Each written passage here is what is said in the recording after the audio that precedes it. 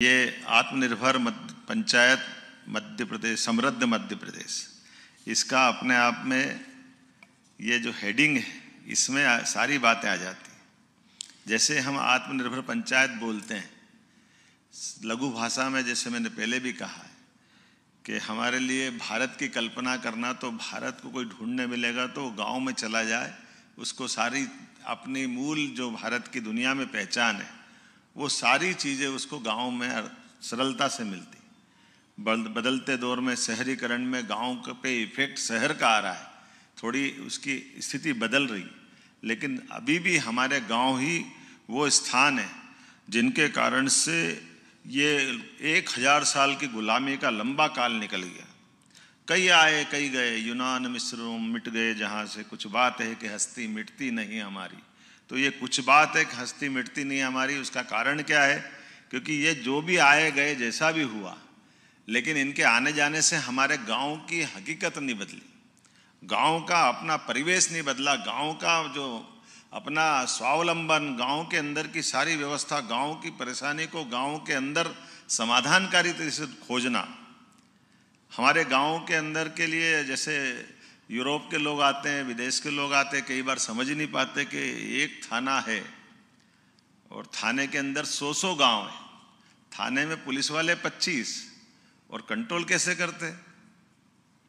अब ये उनको विसंगति लगती कि ये कैसे हो सकता है, लेकिन जो समझने वाले समझते हैं। हमारे भारतीय से पूछो तो तुरंत बता देता है कि भाई 25 पुलिस वाले इसलिए पर्याप्त कि गांव वालों के लिए पुलिस नहीं चाहिए, गुंडों के लिए पुलिस चाहिए। गुंडों के लिए पुलिस निपट लेती है, गांव वालों को पुलिस की जरूरत थोड़ी है। गांव तो अपना अनुशासन, अपनी व्यवस्था स्वयं संचालित करते हैं। संभ्रांत परिवार में तो पुलिस का आना ही अपने आप में बहुत गलत बात मानते हैं। किसी के दरवाजे पुलिस आ जाए, भले किसी को बुलाने आए, तो उसको बड़ी इंसल्ट लगती कि पुलिस कैसे आ गई मेरे घर, क्योंकि वो स्व अनुशासित अपनी जिंदगी जीते हैं, उसका आनंद अलग प्रकार से। और ये आज के इस दौर में उसका महत्व और बढ़ जाता है जब यशस्वी प्रधानमंत्री नरेंद्र मोदी हो। जोरदार ताली बजाओ हमारे अपने यशस्वी प्रधानमंत्री नरेंद्र मोदी जी के लिए। और आनंद आ रहा है कि हमारे पंचायत मंत्री, जोरदार ताली प्रहलाद पटेल जी के लिए भी, उसी गांव की अवधारणा को बढ़ा रहे हैं।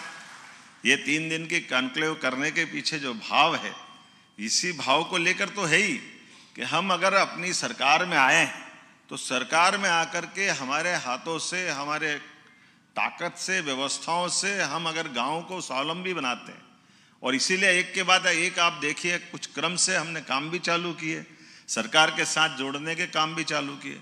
अब ये उदाहरण के लिए यशस्वी प्रधानमंत्री के लिए एक बार फिर ताली बजवाइए कि बुंदेलखंड, जोरदार ताली बजाइए, केन बेतवा नदी। अब गांव अच्छा करना तो गांव में जो होने वाली कृषि है, खेती है, उसको पीने का पानी और सिंचाई का साधन दोनों तो चाहिए। जब आप हर घर नल दे दोगे, हर घर जल दे दोगे, तो घर में जल हो गया, खेत में जल हो गया, 90% तो काम निपट ही गया। बचा क्या है? आज ये पूरा मध्य प्रदेश नर्मदा घाटी की जल परियोजनाओं से तो बदला है। अब बचा हुआ हिस्सा हमारा मध्य प्रदेश का 2 हिस्सों में, एक हिस्सा हमारा बुंदेलखंड का है, जिसमें वो बुंदेलखंड, जिस बुंदेलखंड ने कभी भी कई लोग आए, मुगल आए, सुल्तान आए, पठान आए, अंग्रेज आए, किसी के आगे अपनी कमर नहीं झुकी, किसी के पैर नहीं पकड़े, सबसे डट के मुकाबला किया।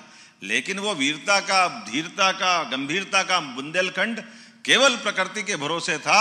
अब जल से उसकी स्थिति बदलेगी, यह सौभाग्य हमको मिलेगा कि नहीं मिलेगा। और 1 लाख करोड़ रुपया माननीय मोदी जी देने वाले, 1 लाख करोड़ रुपया, 45,000 करोड़ उत्तर प्रदेश के लिए, 45,000 करोड़ हमारे लिए।